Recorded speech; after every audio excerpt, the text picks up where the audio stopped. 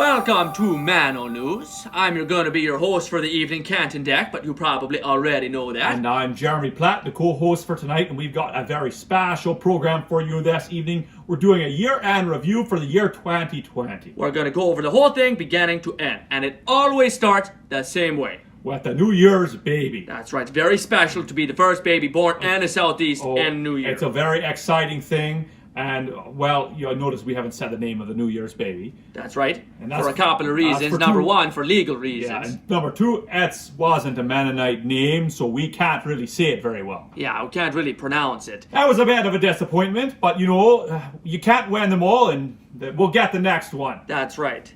And up next on the year in 2020, and this was actually something that was pretty good. Yeah, this was an event that we went to in March, and this was not something we were planning on going to, but our wives dragged us to this on a double date there. It was a play. Yeah, it's one of them theater plays on stage, and put on by the SAC. That's right. It was Land Me a Tanner. Exactly. And that was pretty good. That was really funny. I was going there just waiting to hate the play. But then we ended up laughing. We laughed, I think, harder than almost anyone else there. It was non-stop. And you know, I'm no theater critic in any way, but I could tell by watching this play that the director of that play knew exactly what he was doing. He had a vision, and he accomplished that vision perfectly. And that lead actor, that young guy there, he was so funny. It was stand out, that's for sure. Not only was he funny, but he was believable too. Oh, for sure. He played his character very well. And do you know he works at Golden West Radio? What? They have all the talent just there. Take all the talent in Steinbach, I guess. Well, and you know, speaking of Golden West Radio, oh, that's right. Our special guest this evening, our celebrity guest, is actually from Golden West Radio, Michelle Sawatsky. Yes, and we've got her here. And did you know that she was actually in the Olympics?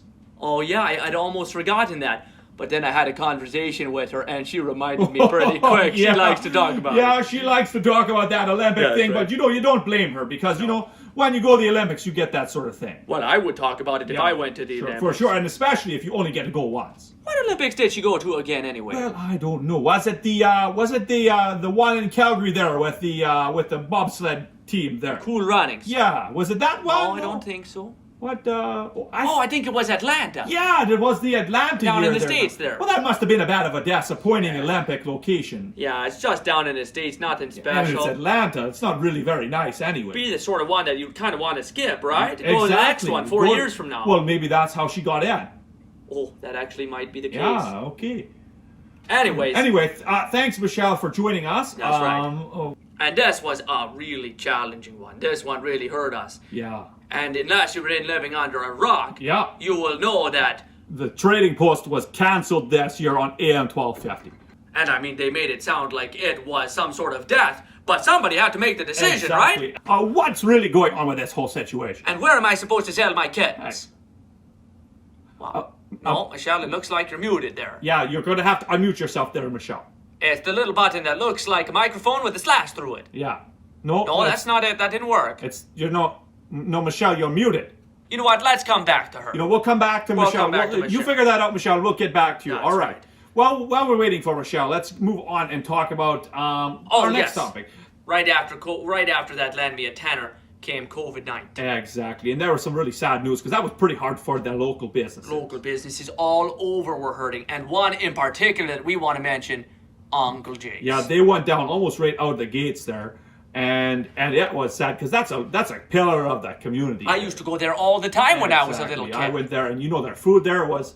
I mean, it was okay. It was okay food, but that wasn't really the point. That wasn't really the point, and the atmosphere was... But that was... Also okay. But again, it was... Not really the point. It was a pillar of the community. Pillar of the community. And, you know... It's hard to see a business like that go, but, you know, luckily for us, Steinbach is blessed with many wonderful breakfast places. Good breakfast places like MJ's. Exactly. And Jay's Cafe there.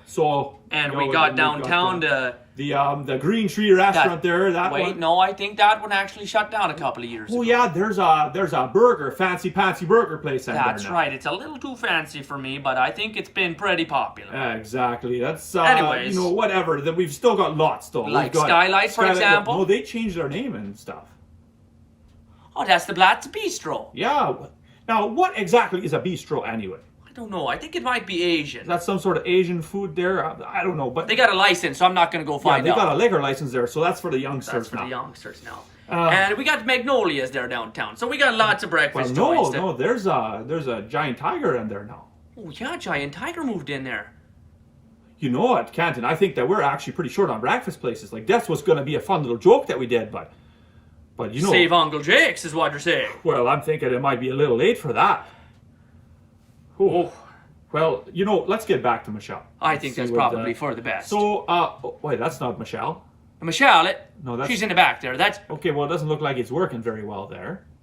You know, we'll come back again. They're figuring it out right now. Exactly. But I mean, back to this whole COVID thing now. Oh yeah, that's right. Now it's really affected the people of Steinbach quite definitely from person to person very much. And one thing it's affected a lot of is the churches. Well, and you can see that everyone has been doing it differently. Like my church, we just, the moment the proclamation there came out, we just shut our doors and went straight online. And some churches just split. Yeah, just split. And other churches just stayed their doors open. Oh, that's right. That's like that one down in the Vida area there. Yeah, exactly. You know, I hear they paid a lot of money for tickets for running that place. Pretty expensive. That must have cost them a bit. Pretty expensive. But you know, with the amount of money we spent on all that newfangled technology for streaming and whatnot, they actually might have spent less on tickets. Oh, well, you know, maybe they had something there. Yeah, that's well, and you know, thinking about it, you know, they were doing some pretty good outreach too. Outreach? Well, yeah, they had the RCMP there almost every Sunday. Oh, that's a good point. Not many people are reaching out to the RCMP. No, you know, thank goodness for the Church of God fellas there for doing that, because we got to be looking after our frontline workers. Oh, that's a good point. So maybe they actually have it figured out. They might have had something figured out there that we weren't on, but yeah. Oh, and the one last thing that we got to talk about here that happened in December. Oh yeah. Oh, you know what I'm talking about here. You know, this is a situation that gets me a little worked up, and that's this.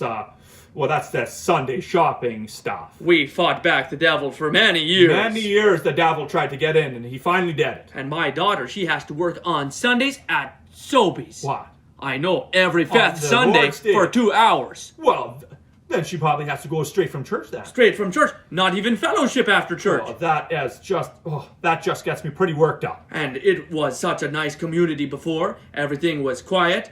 And it was what made Steinbach special. Why are people going to move here now? Yeah, it's for the families, but, you know, I get worked up thinking about it, and every now and then I have to tell myself, you know, that there might be some okay parts of this. And it is pretty convenient. It is. The other day, last Sunday, actually, I ran out of eggs then. And, I just swung by the Sobeys to grab some. And, right. You don't want to go to the convenience store. Well, they're so expensive. They'll gouge you for all the prices there. Right. You know, so... But on the other hand, you know what I saw at the Liquor Mart, because they're open on Sundays. The liquors are open on Sunday. I saw Pastor Dan in a Liquor Mart on a Sunday.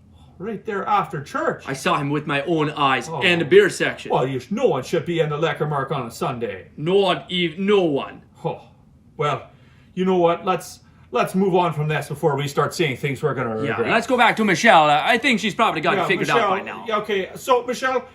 We just want some clarity. It's been a tough year for us here, and we just would like some clarity on this whole situation with the trading post. No, Michelle, it's still not working there. It's still not working. Oh, well. Oh, she's looking a little angry there. It's probably a good thing that the mic wasn't on. Hey. Well, that looks like some pretty. Anyways, let's wrap this up. Michelle, I think that's been the year. Oh, she's. Well, everyone, thank you so much for joining us this evening. Right. And I'm your host, Canton Deck. And I'm Jeremy Platt, and thanks for joining us on MennoNews.